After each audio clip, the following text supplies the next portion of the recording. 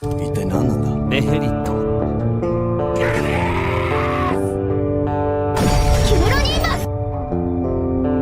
Now there is no hope.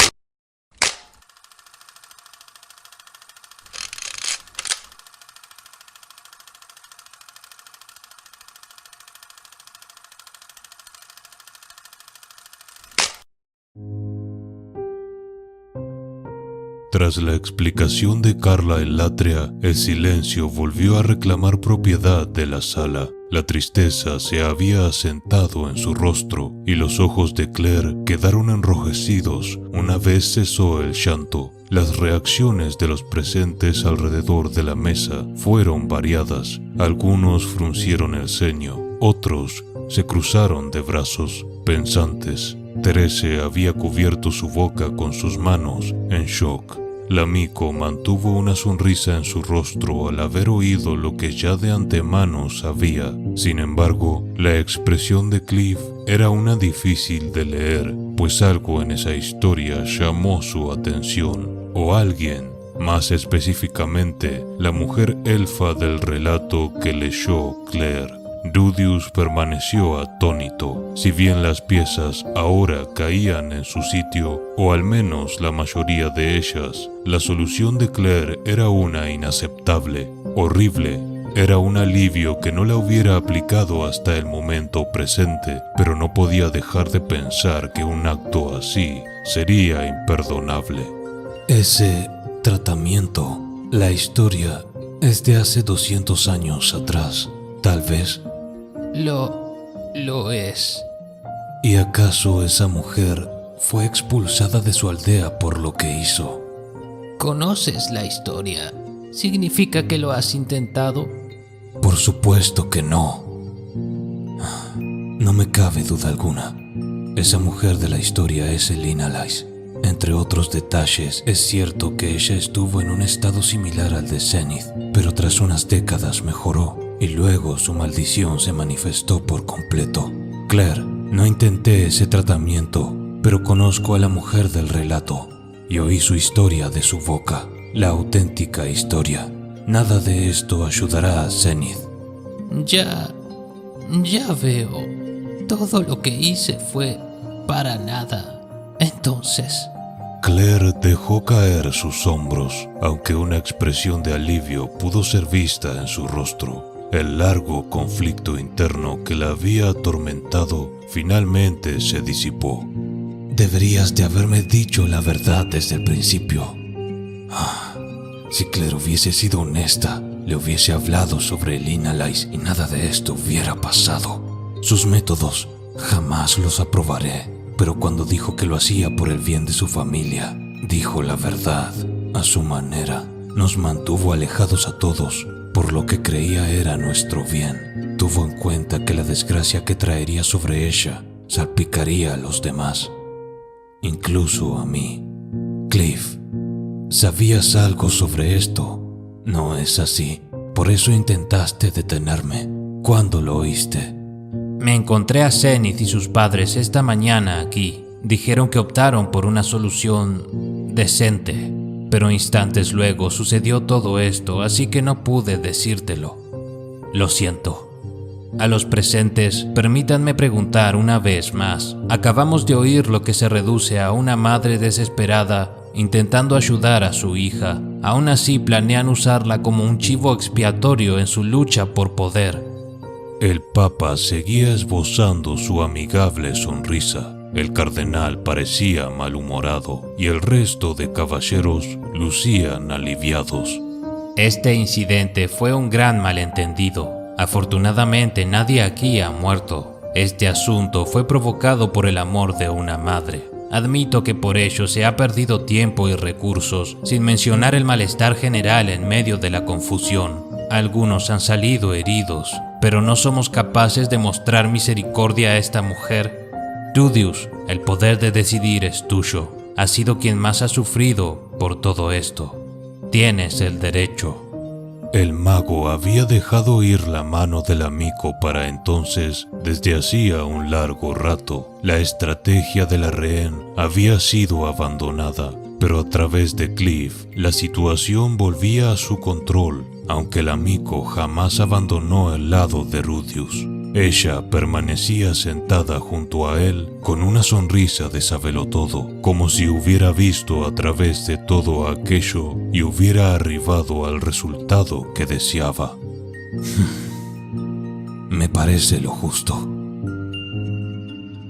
La voz de Rudius era calmada, pues él planeaba tener una conversación larga y tranquila después de todo esto. Sí, había mala sangre entre ambos, pero si Claire era la persona que Rudius pensaba, entonces serían capaces de superar esas diferencias. Probablemente diría algo que lo irritaría en ocasiones, pero eso era una parte normal de conocer a las personas. Tengo 3 condiciones.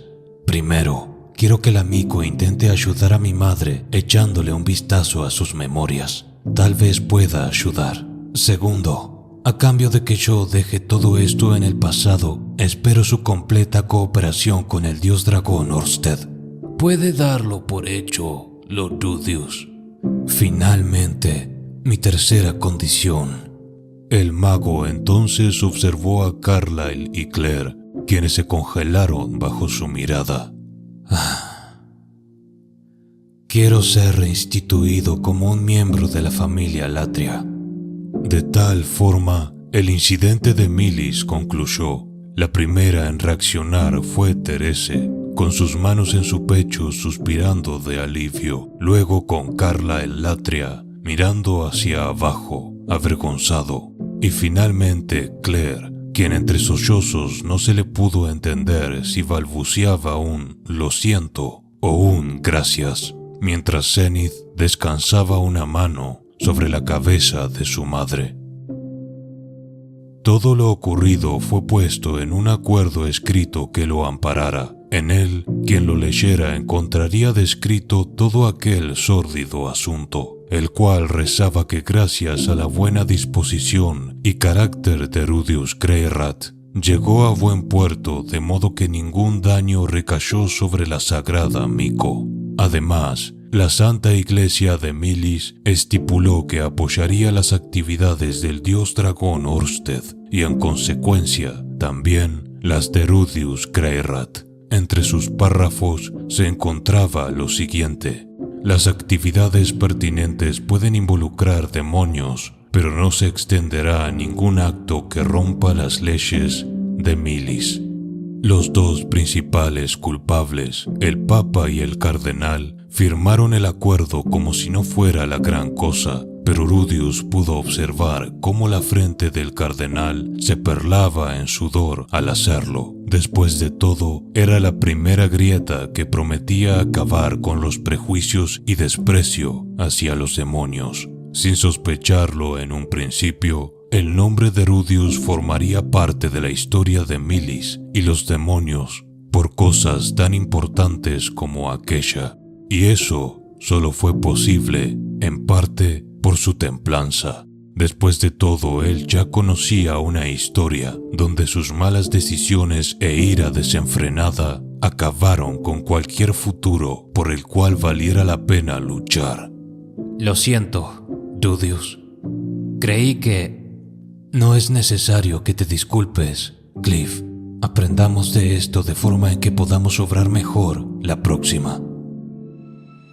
Al llegar a casa de Cliff, Wendy les dio la bienvenida y con ello los temores de Rudius fueron disipados, ya que Aisha y Gisu se hallaban sanos y salvos y no en un calabozo como se había imaginado, pues mucho pudo haber transcurrido durante su ausencia. Aisha le relató lo acontecido a su hermano tras ver con gran alivio que Zenith finalmente regresaba a salvo con ellos. Tanto Aisha como Gisu, siguiéndole la pista a los Latria, habían advertido que Claire y Carlyle partieron hacia la iglesia. Sin embargo, Al llegar allí, se encontraron con la escandalosa situación creada por Rudius y recordaron sus órdenes, por lo que volvieron a casa de Cliff y aprontaron todo para una huida la cual planeaban ejecutar cuando cayera la noche. Wendy agregó que caballeros del templo se presentaron frente a ella un par de veces,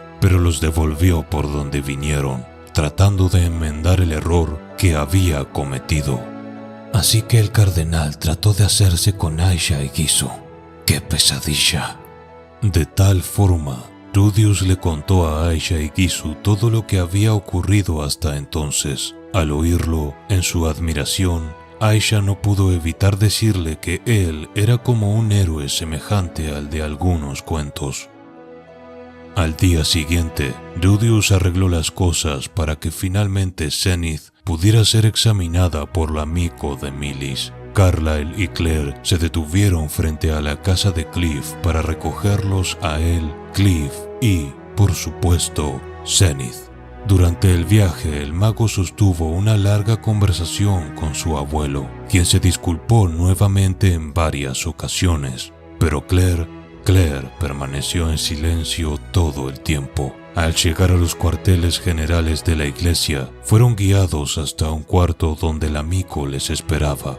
Eso sí, sus leales caballeros, o fanboys, como el mago les llamaba en su cabeza, también se encontraban allí. Ya no desprendían hostilidad hacia él, aunque se les notaba ligeramente tensos, y ninguno se atrevía a mirar a Rudius a los ojos. Una vez todos estuvieron en sus posiciones, la Miko acercó su rostro al de Zenith y entonces sus ojos literalmente comenzaron a brillar. Desde los ojos de la Miko, finos hilos mágicos, a falta de una mejor descripción, parecían conectar con los de Zenith e ir más allá, en consecuencia, conectando con el tejido de sus memorias. Esa luz no se había manifestado anteriormente. Se debe a que está forzando su poder al máximo o algo así. Por las exclamaciones de sorpresa y halagos de sus fanboys, realmente no estoy seguro. Será como la magia de fuego, por ejemplo. Mientras más magia emplees, más caliente y brillante la llama. Rudius permaneció en silencio, pero notó cómo Claire puso un puño sobre su corazón, como si estuviera rezando. Tan solo una pista. Una pista es todo lo que necesito. Con ella podría encontrar una solución junto a mis amigos, junto a Orsted. Tal vez Kishirika sepa algo. Solo una pista. Tras unos instantes, la Miko se detuvo y se giró, con sus ojos aún completamente abiertos, en dirección a Rudius. Rudius Greyrat. El hecho de que la chica extrañamente usara el nombre completo de Rudius provocó que se pusiera de pie. Sí. He visto las memorias de Zenith Greyrat. ¿Qué has visto? La Miko procedió a explicar lo que vio. Hasta antes de la catástrofe de teletransportación, Zenith vivía en Buena, una villa de Fitoa, donde prestaba sus servicios como sanadora a los locales, a la par que criaba a Aisha y Norn. Cuando Rudius se fue para enseñar a Eris, no transcurrió ni un solo día en donde Zenith no se preocupó por él. Pensaba en si su hijo Rudius estaría comiendo bien, aseándose como corresponde, si acaso andaba detrás de varias chicas a la vez. Y entonces, en medio de sus preocupaciones por el pequeño Rudius, sus memorias se vuelven repentinamente un blanco vacuo.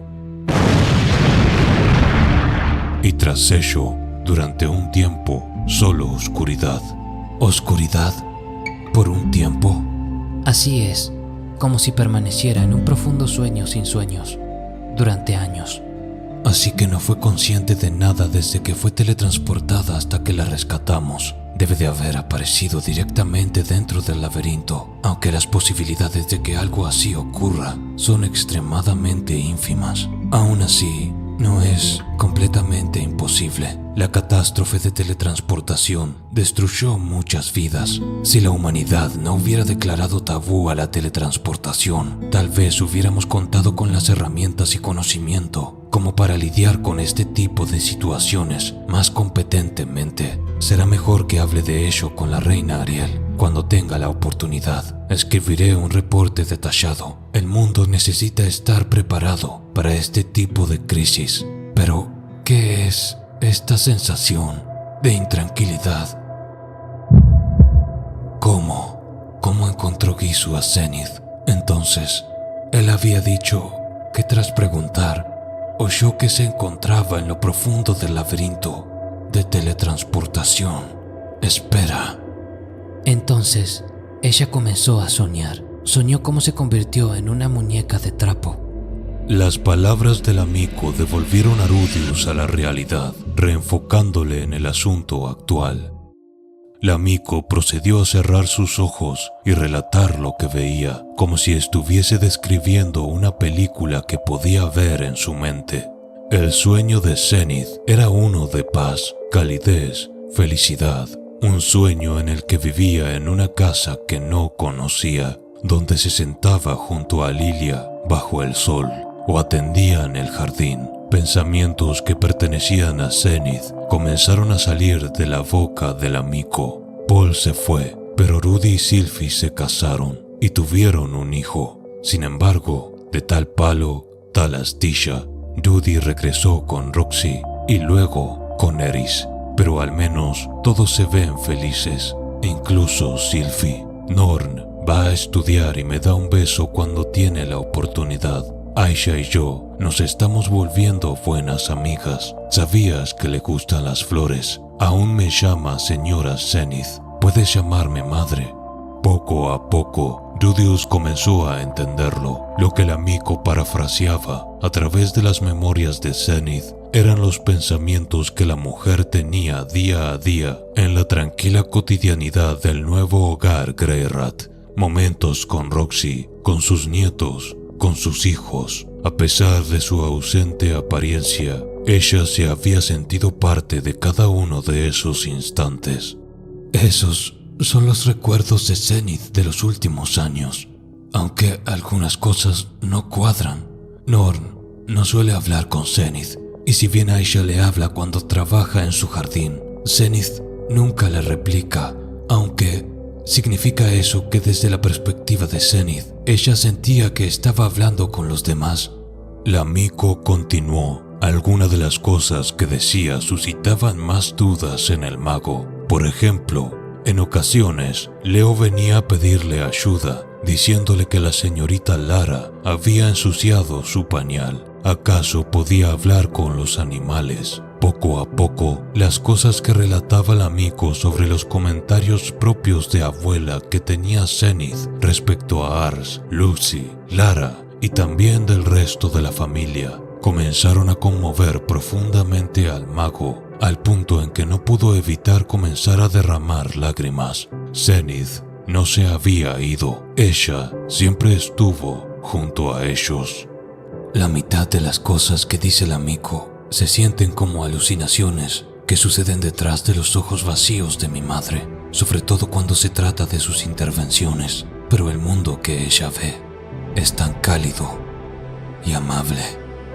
Y el amigo continuó relatando. Oh, casi lo olvidaba. Rudy comenzó a trabajar para este sujeto tan impresionante, el dios dragón Orsted. Todos parecen estar aterrados, pero a mí no me parece tan malo. Creo que en el fondo solo quiere hacer amigos. Parece muy apegado a Rudy. Viene a la casa con frecuencia para comprobar que todo esté bien. No habla mucho, pero es una buena persona. Le enseña trucos a Lucy para que mejore con su magia, aunque no creo que ella le entienda mucho. En una ocasión, le pregunté si quisiera sostener a Lara. Se puso nervioso, pero fue cuidadoso. Me pregunto qué tipo de trabajo está haciendo Rudy para este hombre tan poderoso, pero tan amable. Lo que sea que es, estoy orgullosa de él, y seguro que Paul también lo estaría. Madre, ¿Cuánto de esto es cierto? Orsted casi nunca viene a casa. Viene sin decírmelo. ¿Qué es lo que Zenith ve? La Miko continuó. Poco a poco, las memorias desde la perspectiva de Zenith se aproximaron al presente día. En ellas describía cómo se sentía emocionada por viajar a su tierra natal, cómo se sorprendió al ver que su madre Claire había envejecido tanto y también cómo Claire pasaba mucho tiempo a solas con ella, preocupada y al borde del llanto, sumamente dolida. No lograba entender por qué traía a un doctor cada día para verla, ya que ella pensaba que se encontraba perfectamente bien. No le gustaba ver a su madre y a su hijo pelear, así que planeaba hacer que ambos se reconciliaran. Tras soltar todo aquello, la Miko se desplomó sobre su silla y sus fanboys acudieron a ayudarla. Mis disculpas. Eso es todo lo que vi. Así que usar su poder la drena. Gracias, Miko. De verdad. Con esas palabras, Rudius se unió a los fanboys y frotó los hombros de la chica de manera reconfortante. Pensó que se lo había ganado. Puede que no sea de mucha ayuda, pero ella es feliz ahora. Sí, Rudius. Ella sabe que Paul ha fallecido y entiende lo que ocurre a su alrededor, más allá de los detalles. Realmente entiende, más de lo que me hubiera imaginado jamás, aunque se desdibuje un poco, como si fuera una ensoñación constante. Puedo concluir una cosa más. Zenith, no sé cuánto es lo que ella ve, pero puede leer mentes. Dada su condición, no siempre interpreta lo que lee de manera correcta y creo que rellena los huecos con historias de su propia creación. Entonces, la Miko hizo un gesto para que Rudius se acercara, como si lo que fuera a decirle a continuación es algo que solo pocas personas deberían saber. Sí, Rudius. Zenith es una Miko. Gracias por las donaciones a Fallen One, Garzaro 1985, Caín M, Martínez Edgar, José Hernández, Daniel Barrientos, Bruno Huerta, José Martín, John Yepes, Giova, Carlos Ugarte, Sammy Grande, Matthew Media, Juan Trocha, Daniel Jurado Rodríguez y Gedor García, y a los miembros en pantalla.